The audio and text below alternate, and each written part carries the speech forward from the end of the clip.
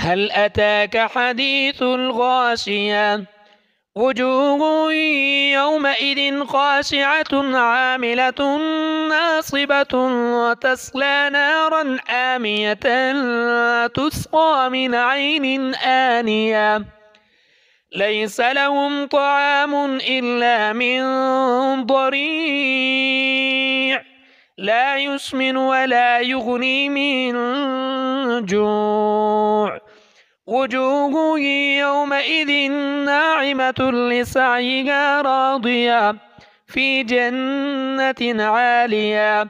لا تسمع فيها لاغية فيها عين جارية فيها سرر مرفوعة وأكواب موضوعة ونمارق مصفوفة وزرابي مبثوثة أفلا ينظرون إلى الإبل كيف خلقت وإلى السماء كيف رفعت وإلى الجبال كيف نصبت وإلى الأرض كيف سطحت فذكر إنما أنت مذكر لست عليهم بمسيطر إلا من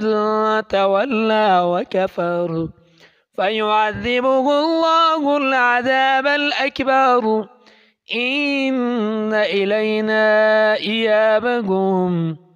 ثم إن علينا حسابهم.